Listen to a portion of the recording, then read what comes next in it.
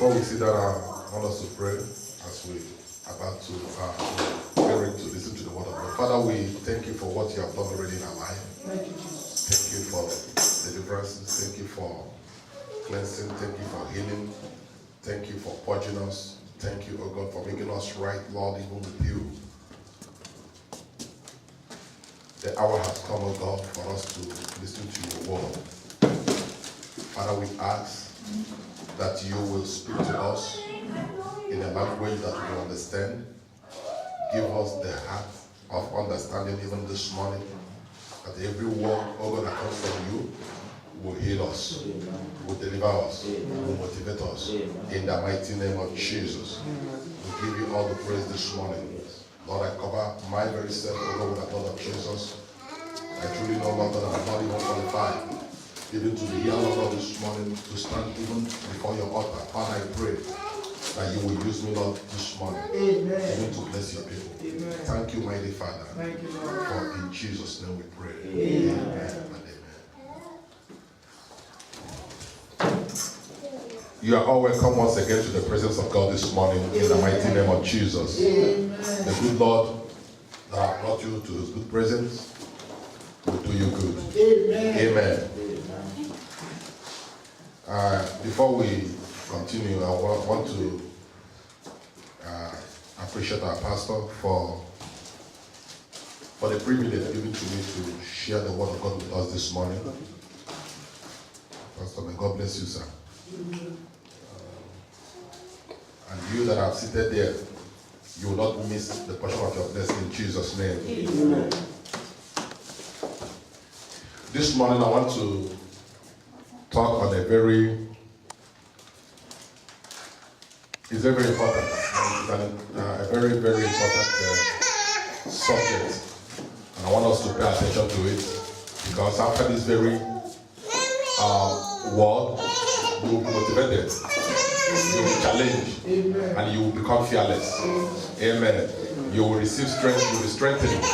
You will be empowered. Amen. You will desire the best, even in life, after this very message this morning. Amen. Amen. Amen. I want to talk on the very topic that says the mountaintop experience. The mountaintop experience. In other words, you can say, give us this very mountain. Amen. Give us this very mountain. I just want to say briefly this morning that the glory of the world can only be seen on the mount. If you look at the life of Jesus Christ and all that he accomplished, the major things that he did it was on the mountain. He was crucified at Mount Calvary. He was transfigured at the Mountain Olive. He also ascended to heaven through the mountain, right? So mountain is very, very important. He was tempted and he defeated the enemy. He was also on the mount. So it is a very important thing to note. We are created to be on top of the mount. We, the Christians, we are likened like eagles. Eagles are not meant to crawl on the land. It is a sacrilege to see an eagle that's supposed to dwell on top of the mountain, crawling with cubs, crawling with hens, crawling with other animals on the ground. Eagles are not meant to live on the land. Their abode place is the mountaintop. Amen. Amen. The glory of the world can only be seen on top of the mount. If you are still in the valley, there is every tendency that you end up seeing dry bones. You begin to see impossible situations, because in the valley, there is no glory there. And eventually, if you are in the valley this morning, at the end of this very message this morning, the power of God will fetch you from that very valley. Amen. And place you to the place that you belong. Amen. For you have a place on the mountaintop.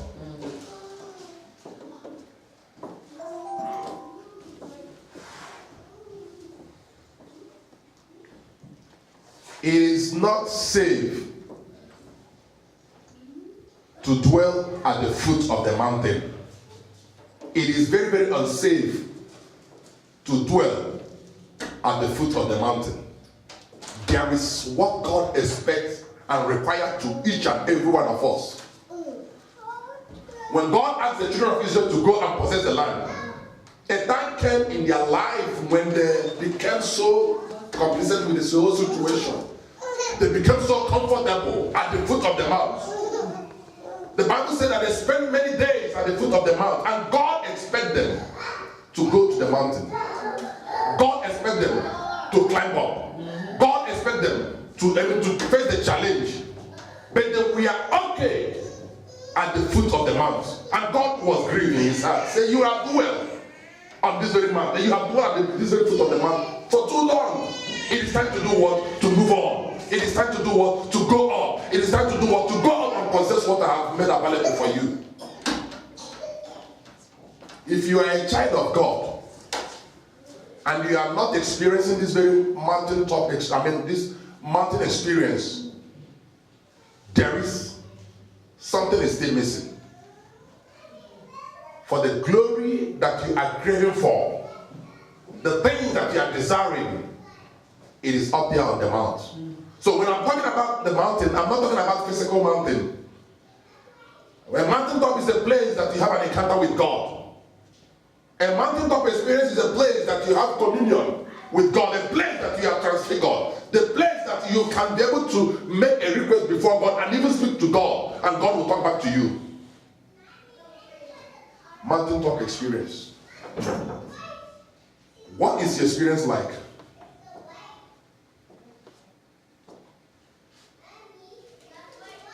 Let's go to Numbers chapter 13.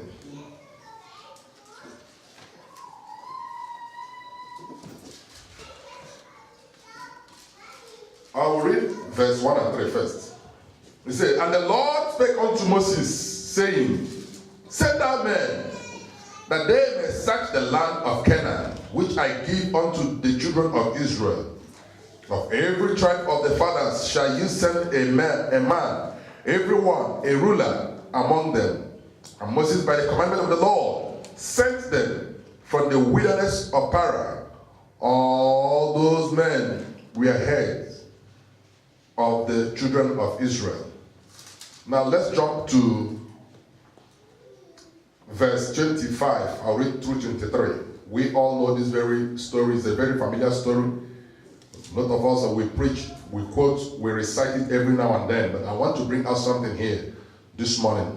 It says, from verse 25, and they returned from searching of the land after 40 days.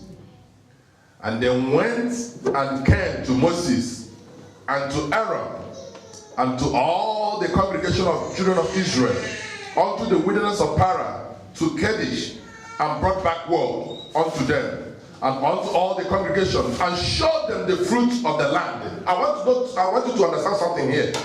That at that very land that they want to search, that very mountain that God has sent them to go and look after, of a truth, there is fruit in that very land. Of a truth, God has made provision available on top of the mount. On that very mountain, God, all the children of Israel need everything they need. They have everything in place for them. All that they need to make their life good is already provided.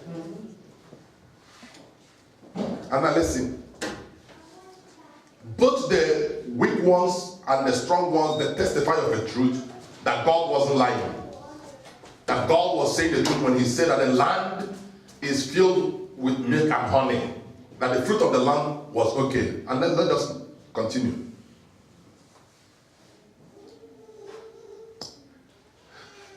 And 27 he says, and they told him and said, we came unto the land which thou hast sent us, and surely it floweth with milk and honey. God cannot lie.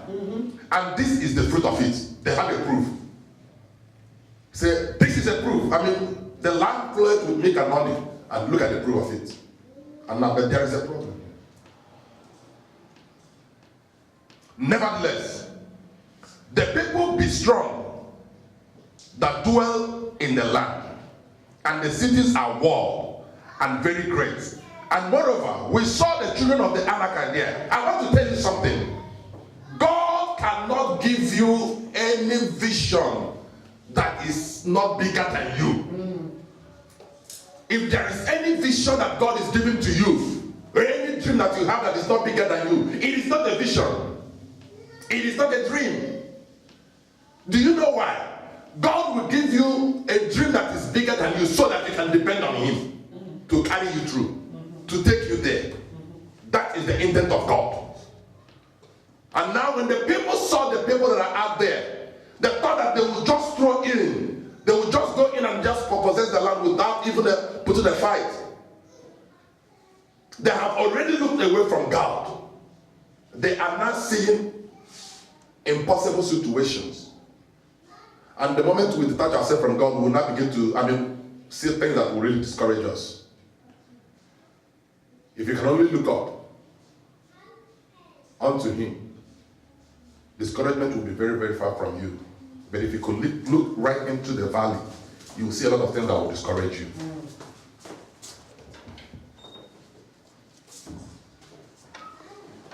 So the city, there are impossible. It is not possible. There are things that stands on the way. We are not sure that we will be able to possess this very land. Look at what the Bible says. And the Amalekites dwell in the land of the south, and the Hittites, and the Jebusites, and the Amorites dwell in mountains. The Amorites they dwell on top of the mountains. Yeah. And the city is walled.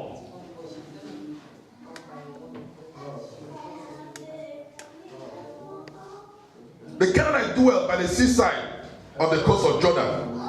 And Caleb stilled the people. Verse 9, I'm interested in that verse.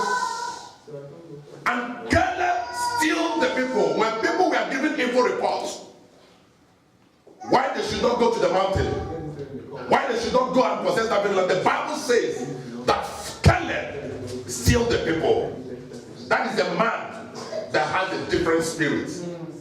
Do you know even the meaning of that very name, Caleb? Means dog. So it doesn't matter what people call you. The Hebrew name for Caleb means what? Dog. And going by virtue of his name, he should amount even to nothing. Even in the world today that we live today, when somebody calls you a dog, you will be offended. You will even go out and fight and even pick a fight with that very individual. But this very man's name was Dog. That was the meaning of his name, Caleb. And the Bible stated that he still was the people. He said, be quiet, shut your mouth up. They were giving evil reports. And if you read that very situation, that very account very well, to up to chapter 14 of it, you realize that even the anger of God came down and killed a lot of people because of evil reports. Look at verse 30. And Caleb stilled the people before Moses and said, let us go up at once and possess it. For we are what? Able. For we are able to overcome. Caleb stilled the people before Moses and said, let us go up at once and possess it, for we are able to overcome it. There are many of us, and in many instances that God has given us an opportunity to become somebody in life out of timidity, because of our timid, because of our unbelief, because of our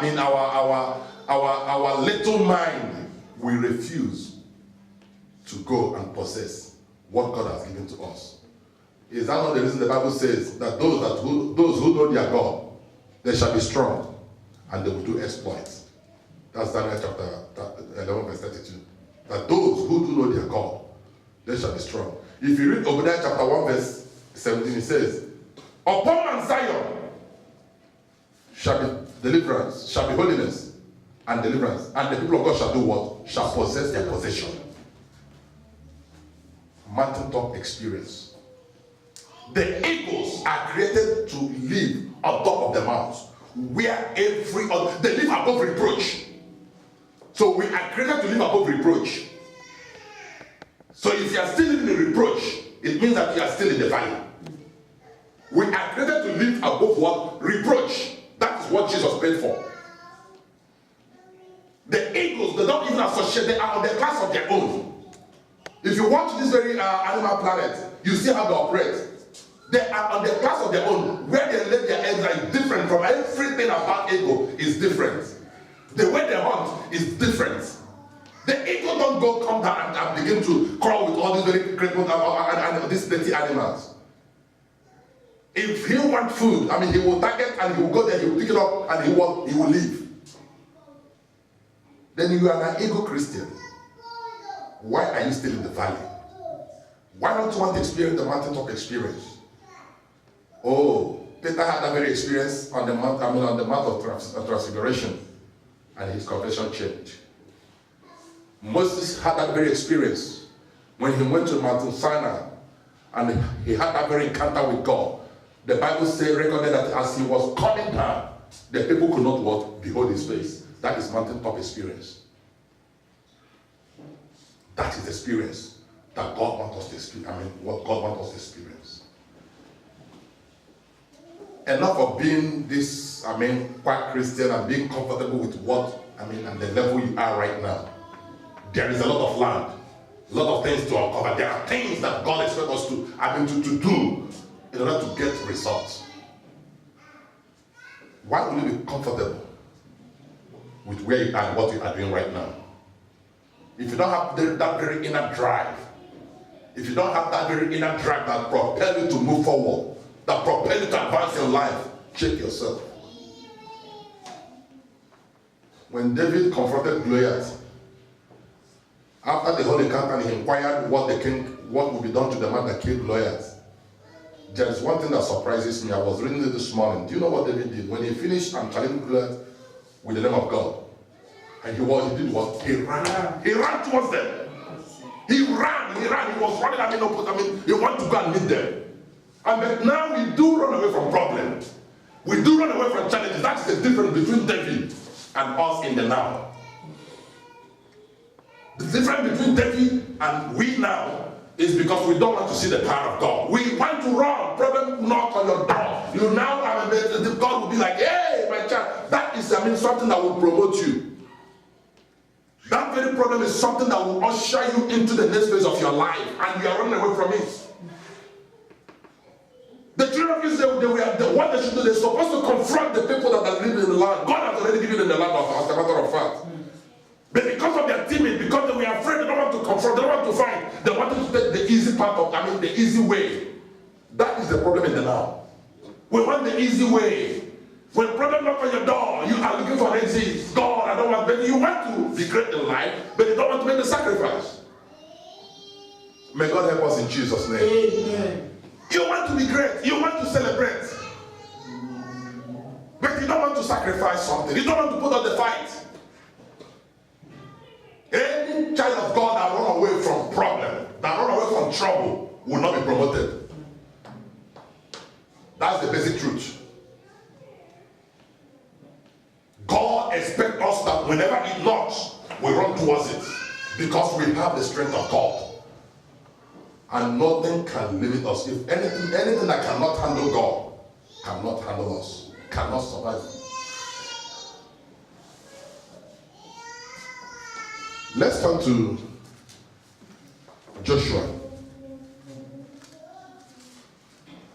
chapter 14.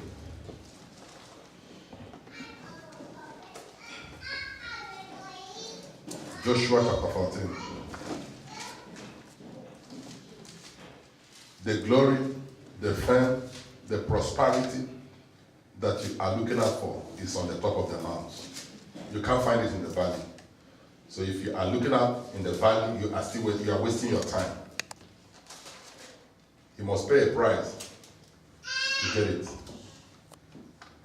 Look at what happened. That incident happened several years before this very encounter that we're about to read right now. That very word that very man said that very day. Say, let us, give up this very mountain. Let us. We are not going to see the answer to that very word. Just for us to know that God is righteous. Look at the same man again, Caleb. Joshua chapter 14, I'll read from verse 6. Then children of Judah came unto Joshua in Gilgal, and Caleb, the son of Jephunneh, the Kenizzite, said unto him, Thou knowest the things that the Lord said unto Moses, the man of God, concerning me and thee in Kadesh Barnea. Number one point I want to give you this morning. The three things that you really have to put in place in order to secure your place on the mountaintop. You must have adequate knowledge of what God says concerning you. Joshua and Caleb.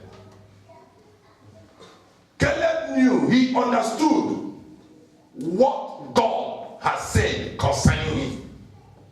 That very thing was in his mind.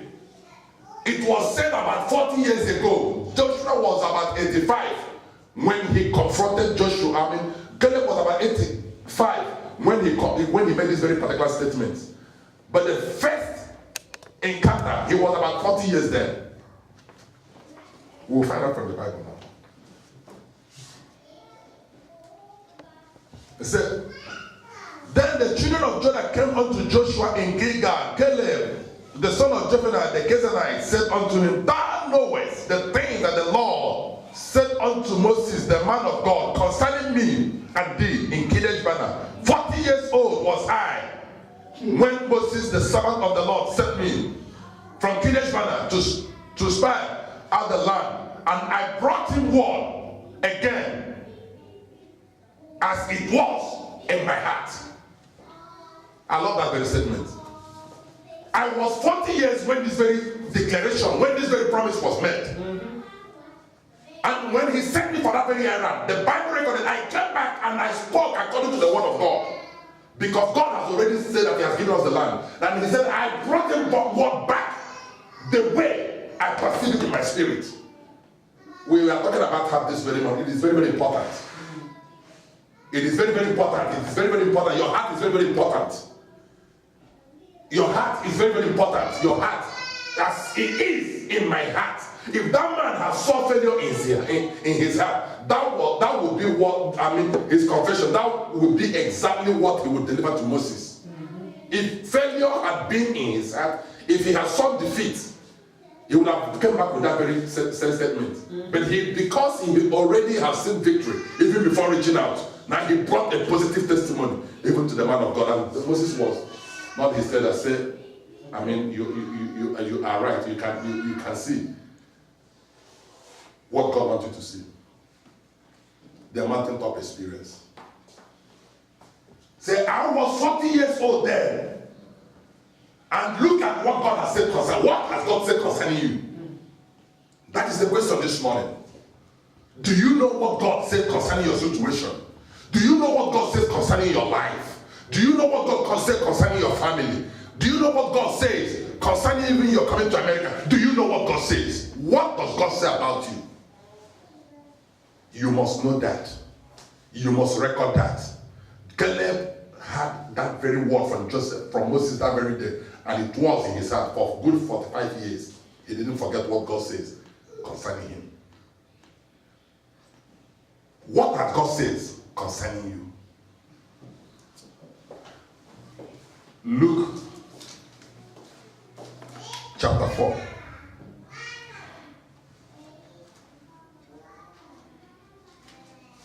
Luke chapter 4, I will read verse 17 and 18. What has God said concerning you?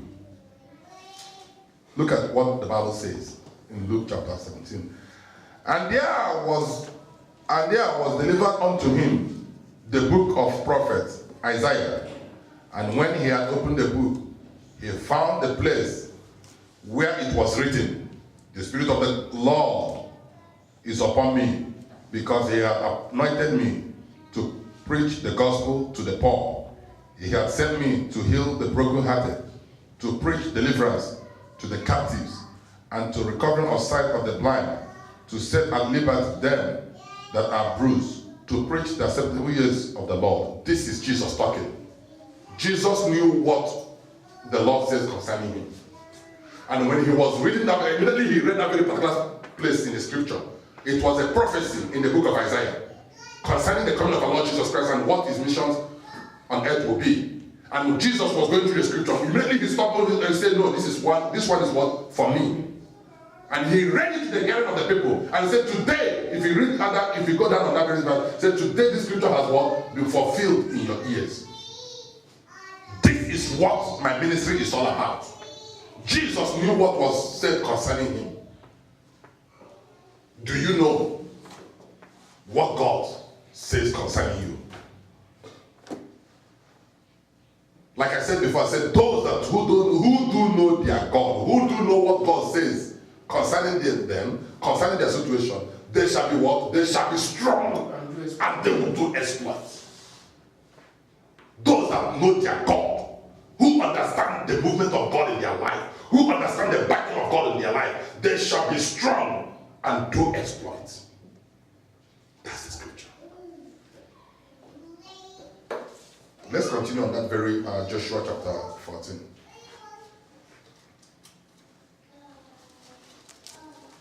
There is something very, very powerful there.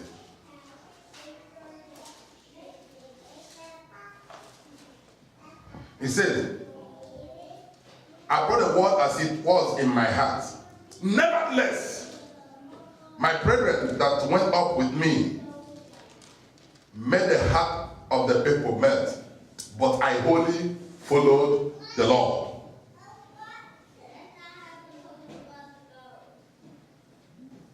I wholly followed the Lord. So that brought us to the next point that was trying to portray is in verse 7. So 40 years was I when Moses, the servant of the Lord, sent me from Kadesh Barnea to spy out the land, and brought him word again as it was in my heart. Then that brought us now, you must possess a sound mind. This very man called Caleb had a sound mind. If you must go up to this very mountain and possess this very mountain and make that very place your abode, you must do what? Possess a sound mind. Your mind must be sound. So the height of every man in life is determined by the state of his heart. Men are defeated, not physically, already in their heart. Defeat always springs from the heart. So the height of every man in life is determined by the state of the heart. We read it this morning, Proverbs chapter 23 verse 7. It says, as a man thinketh in his heart, so he is. As a man thinketh, if you are thinking failure, that's who you are. If you are thinking defeat, in this very life, that's who you are. That's exactly what you will get in turn. As a man thinketh in his heart, so he is. Isn't that the reason the Bible says that we should guide our heart with all diligence? For out of it proceed the issues of life. The act of the heart. If you can get hold of your heart and keep your mind sound, keep your mind sound, you will go places in life. Defeat starts from the heart. The 11 people that brought bad report to Moses, it was the state of their heart. They were relating and communicating to him. They to the point that they said that they saw themselves like grasshopper. God said, oh, seriously, that we are just like grasshopper in their sight. That thing offended God. God was irritated by that very statement. See, how could people that I've already brought in my own image. People that are supposed to be advancing and going into the camp of the enemy and possess what I've given to them already. When God said that He has given it to you, it means that He has already finished the whole battle. Life is in the realm of the Spirit. The life that we live now has already been lived. We know that already. Life is in the realm of the Spirit. So nothing, before anything happened in the physical, it must first of all take place in the spiritual.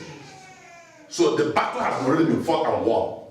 So now what you are doing now is just to do the little the little thing and just walk into your place of rest. But you say no. You will not begin to amplify and magnify the problem. You now exalt it to the point that even God becomes so little. That was what happened with the children of Israel. Instead of them to go to the mountaintop and experience what God has for them, they now magnify their problem, they amplify it, they magnify it in such a way that God becomes so irrelevant, even in the whole situation. God said, well, can't deal with this kind of people. I can't really deal with them. This is not the way I operate. You must possess a sound mind.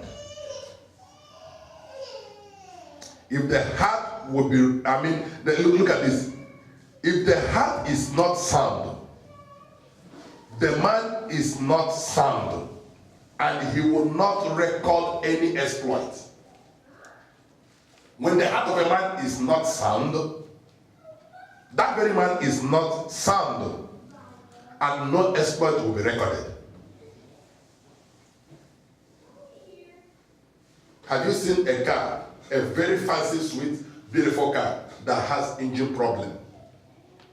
And the outside, people are, oh man, this car is very nice. This very car looks very sharp. But the engine has a problem. And that very car will not even go anywhere, no matter the beauty. No matter the beauty of that very car, no matter the decoration, no matter the interior of that very car, it is of no use. The same thing happens to a man that has mind that is not sound. A mind that is not sound. What comes out of that very mind? You look good in the outside, but right deep down in him, is not sound.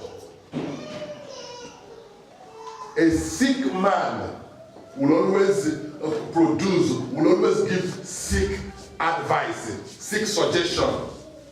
When the mind is sick, anything that proceeds out of it will not. That's the reason we really have to be very careful as Christians who we go for and where we go for advice or help. Like the help that the pastor was talking about this morning. Who do you go for if you are in such a situation? Who do you call and who do you turn to? If you're not seeking counseling from a man that they have a heart that is already contaminated, a man that is unsound, check out the kind of advice he will give to you. He said, he will even help you. I said, man, and look at what I'm going through. He said, really? God, that's nothing. Everybody does that. Even all these pastors, all these big pastors, they even do it after they do all these big pastors. They used to do it. They try to justify that. That's the kind of sick advice you get from a mind that is contaminated. May God help us in Jesus' name. How sound is your mind? What kind of information comes out of your heart? The Bible says all issues of life proceed from the heart. How sound is your mind? Caleb was talking the way he was sounding at 85. The Bible says he was 85 years for heavens. The man was 85 years. He was not 40. I'm my age, I'm getting close to 40. But Joshua was times 2, plus another 85. In the nursing home, they are on the wheelchair. But there is a profound statement that this very man made. Say, we are able that I am even fit to go and possess this very land. That I am fit, as I was. That is the man that is speaking from the strength of God, from the point of view of God. That is the man that is speaking the mind of God. That is the man that is solely and wholly trust on God and the power of God and what God can do. That is such a man, and God loves such men. Say, I am able, not even when I was 40, now I am 85. I am well able to go and fight them and conquer them and push them out of that very place. And that's exactly what he did, a man of 85 years. We should be ashamed of ourselves. if we are still dragging feet, even in our middle age, we are even at something 40 and all this, and we are still dragging, walking like pregnant women. And the man of 85 is telling you that he's able. A man of 85 years. A man of 85 years, not even 7. A man of 85 years is telling you this didn't happen. All these things that they put together, this is not fiction. This is not story. This is an event that really happened.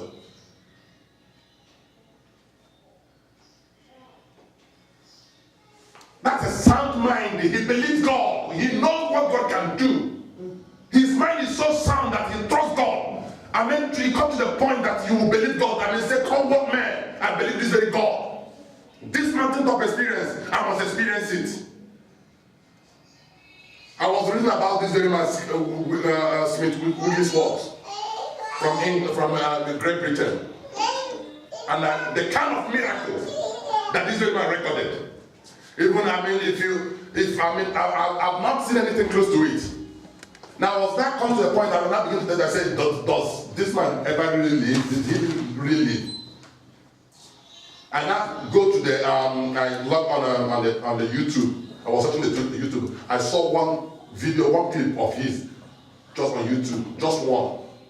And to prove that the man ever lived. The man ever lived. He died around 1940 something. Smith Wigglesworth. These are men that have lived, men that possess their place, that have occupied their place, that had mountaintop experience. And I hear dragging feet like pregnant men, pregnant women. God will deliver us in Jesus' name. Amen. And Moses swore on that day, saying, surely the land whereon thy feet have trodden shall be thine inheritance, and thy children forever, because thou hast wholly followed the Lord my God. So number one. Second, the third thing is this: you must follow God wholeheartedly. You must follow this very God wholeheartedly. If you must occupy your place, in destiny, if you must get to that very mountain top, if you must have that very mountain experience, you must follow God wholeheartedly without any reservation. That's what it means. Without any reservation. You must follow this very God wholeheartedly. Now look at it. And now, behold, the Lord hath kept me alive, as he said, this 45 years, even since the Lord spake this very word unto Moses, while the children of Israel wandered in the wilderness. And now, lo, I am this day 85 years old. As yet I am as strong this day as I was in that day that Moses has sent me. As my strength was then, even so is my strength now. For war, both to go out and to come in. Come on. Both to go out and to do what? To come in. That I have that strength to go to war, to still face the same challenges that I faced 45 years ago, that I am able to take on some challenge and the victory is guaranteed. This is a man that followed God wholeheartedly. You can't get this kind of result if your leg is in here and the other one is out there. You can't get such result. You must wholeheartedly follow God. May God help us in Jesus' name. Look at what Joshua told him. He was presenting his case before Joshua. He made his case. And now he says, now therefore, give me this mountain. Give me this mountain. I want this mountain experience. Give me this mountain. Wherefore the Lord spake in that day. For thou hadst in that day how the Anakites were there, and that the cities were great and fenced. No doubt about that. If so be, the Lord will be with me. Then I shall be able to drive them out, as the Lord has said. And Joshua blessed him and gave unto Caleb, the son of Jephunneh, Hebrew, for an inheritance. I'll tell you something here. There is something that happened here. After this very man presented his case, why he should go, and possess this very mountain of experience. After he made his case, the Bible recorded that Joshua did what? Bless him. But there is something I want you to see here. Do you really know that the other tribe of Israel, they were settling in the easy place? Reuben settled, he didn't even get to that very promised land, right inside the promise. He settled, at the foot, he don't want problem, he don't want to face the challenge. Hey, Jesus Christ, may the Lord give us the heart of Caleb in the name of Jesus. May the Lord give us such heart in the mighty name of Jesus. A big heart that will do great things for God. A big heart that will take big up challenge, big project for God. A big heart that will not say no when God call us to go forward. He never refused God. He followed him wholeheartedly. Others were choosing the easy, the shortcut. May you never go for shortcut in Jesus' name. Going for shortcut, you will just exit this very world unannounced. When you choose the easy way to, you don't want to face the challenge, you don't want trouble, you don't want to, come on, you will just go without even notice. You will just walk away. Look at men that we are celebrating today, even in the secular world and in the Christendom. These are troublemakers. We are, Martin Luther King, we all hear about him. Now we celebrate, we wish we could be him. With all the profound statement that he made, all the things that he fought for. Do you really know that at the time came? He was beaten up many times. He was thrown into jail. When they were fighting for this very civil right. That black people could vote and sit on the center with white folks. Somebody fought for that. Somebody paid that very price to change the next generation. He didn't play safe. He didn't want just want to, okay, that's how we meet them now. Make we just follow like that and follow through. What do we go do now?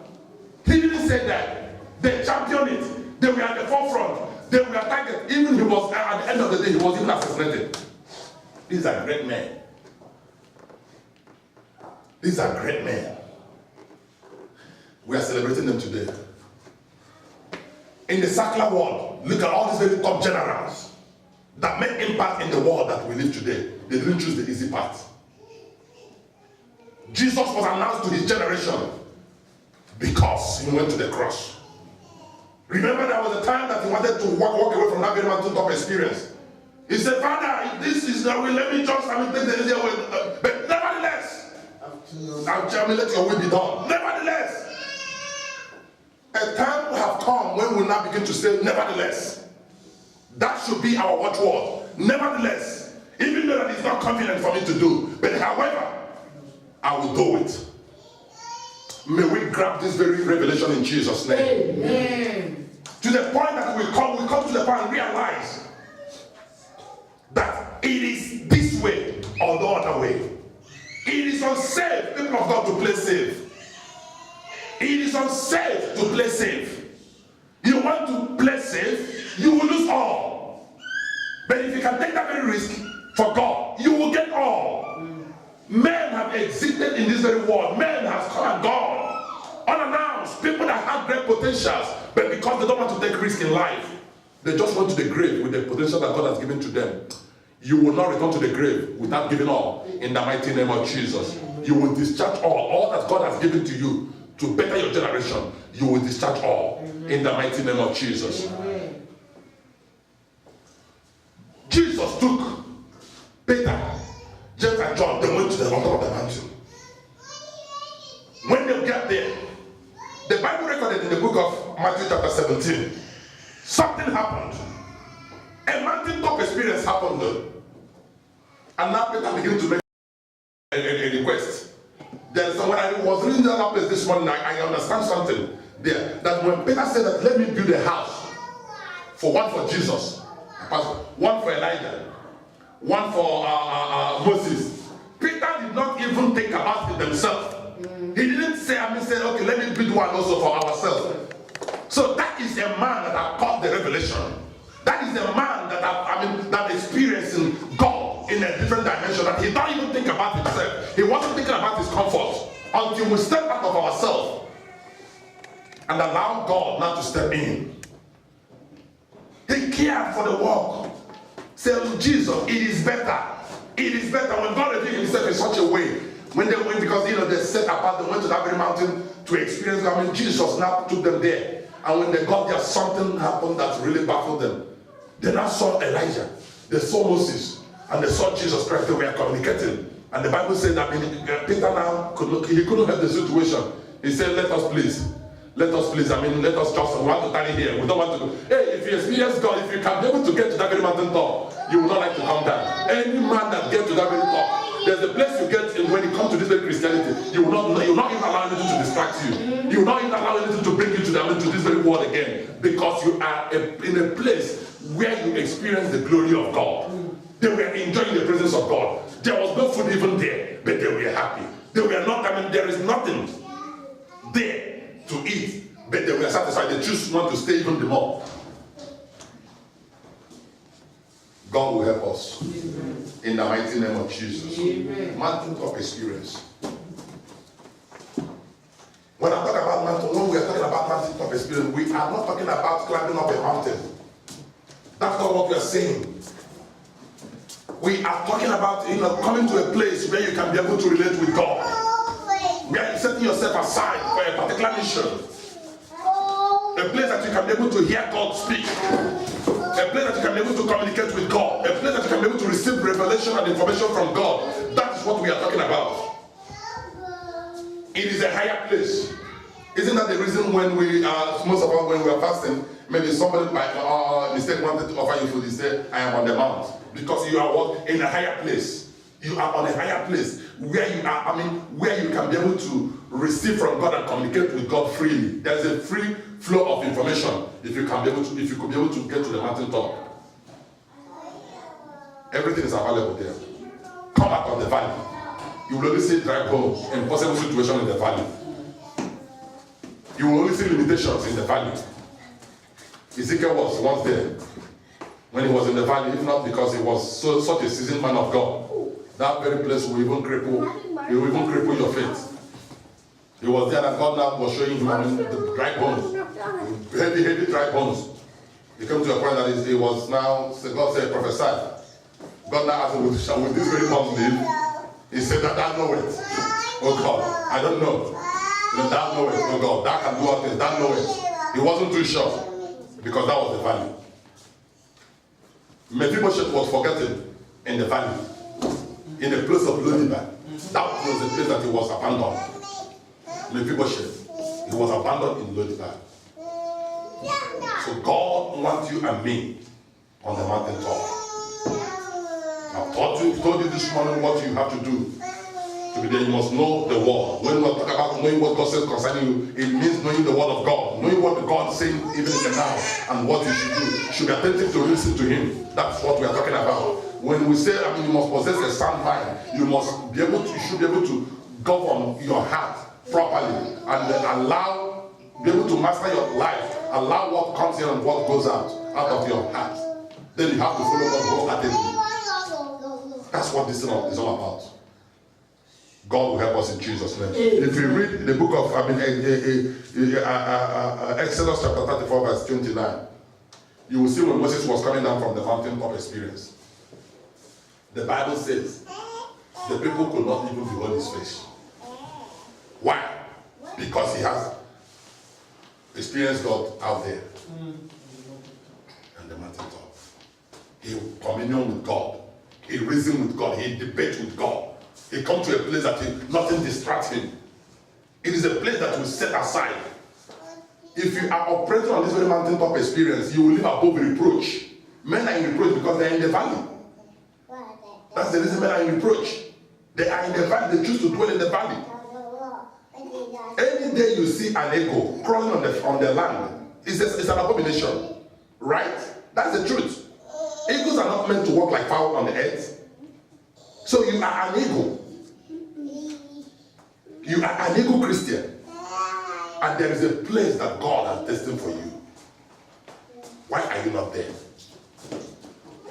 Be motivated. Don't be easily, defeated. Don't be discouraged because of little challenge. You'll be discouraged within you. You'll be panicking. Be ready to take risk for the kingdom's sake. Be ready to take risk. All the kingdom builders, all the people that have done all these things, they are risk takers. They are risk takers. All these very men. David, when he was running to Goliath, don't you know that he could be killed? One just arrow will just finish him. It was a risk. But he already knew who has sent him. If you have the backing of God, why would you be afraid? If you have divine backing, why would you be afraid? And I want to say this also, that no land is dry. No land is dry. We have dry men living in the land. God will help us. In the mighty name of Jesus. I want us to rise on our feet this morning. Why are you still in the valley? Why are you not experiencing this very mountain top? Why are you easily defeated when something just knock on your door? Simple to knock on your door. Don't you know that very challenge that is knocking on your door is for your promotion? That very challenge is for your promotion. God has changed people's situation. There are things that the enemy have intended for bad. But when immediately it happens, God now ushers us into our mountain top experience. It is for your promotion. Don't run away from that very challenge. Face it. Face that very challenge. Take the bull by the horn. That's what we are talking about this morning. I want you to begin to talk to God right now and pray that God will strengthen you, that God will empower you to take your place in destiny. Enough of crawling on the floor, enough of all these various excuses. Enough that God should give you a willing heart, even to take risks for Him. If in a man you give it all, you give all. These people risk their life and they never lose it. They took risk with their life. They entrust their life in the hand of God, and God did not disappoint them. Pray that God this day will equip you, that God will enable you to follow Him wholeheartedly with all your heart, that you'll be able to possess sound mind. That should be your prayers. Christianity without power is just mere confession. It is only the power that distinguishes us from other people. Why are you not ready to take the risk? Grace to be able to